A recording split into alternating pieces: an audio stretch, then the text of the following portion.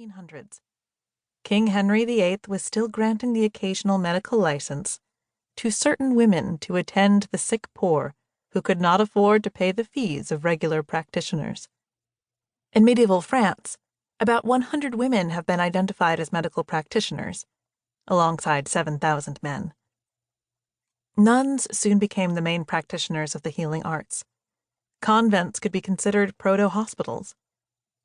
Nuns would tend medicinal herb gardens, dress soldiers' battle wounds, and nurse ill villagers back to health. When medicine began to be solidified as a profession during the 13th century, its practice now requiring university training and licensure, patriarchal control swept in. Women could not become official doctors since most universities wouldn't admit them.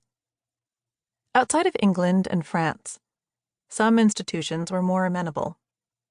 In 1390, Italian physician Dorothea Bucca took over for her father as chair of medicine at the University of Bologna, a post she held for more than 40 years. Still, such women were the exception, not the rule. Professionalization further sidelined women because book learning was now viewed as superior to any wisdom passed down orally, like most of women's folk medicine was. Women's claims of medical prowess began to be questioned in real time, not by history scholars, but by the women's newly professionalized male contemporaries. Lay women healers were vilified as dangerously incompetent because they lacked a classical education, which they couldn't obtain even if they wanted to. In 1421, English physicians petitioned Parliament and King Henry V to request that no women practice medicine under pain of long imprisonment and steep fines, declaring those who tried worthless and presumptuous women who usurped the profession. Women who were found guilty of practicing medicine illegally were excommunicated and fined. Things took a deadly turn when the church stepped in. The church controlled most university medical schools and wanted to ensure they also monopolized its practice. Between 1400 and 1700, the Catholic and Lutheran churches executed a massive campaign to rid Europe of wise women, branding them witches or sorceresses, even the nuns. They reasoned that only through God could a person be healed, and since women weren't ordained by him to wield such powers, their ability to make sick people well must originate from the devil.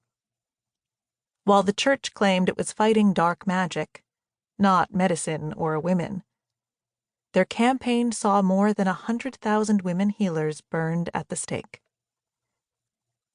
This legacy of discrimination against women healers cast a wide shadow over the medical profession. Even if women did somehow manage to achieve professional qualifications, they were relegated to specialties deemed feminine. They could deliver health care, but only as nurses or midwives. For Victorian women like Elizabeth Blackwell, Lizzie Garrett, and Sophia Jex-Blake, to seek entrance into the male realm of medicine was a radical request to be seen as equals. It meant these women couldn't just be students. They also had to be women's rights activists. If they wished to fully re-enter the realm of medicine as doctors, they'd have to put up a hell of a fight. Each woman's journey to a medical degree would vary. Each was driven by vastly different motivations. One sought a degree in Scotland with disastrous results. One was forced to travel to France for her degree.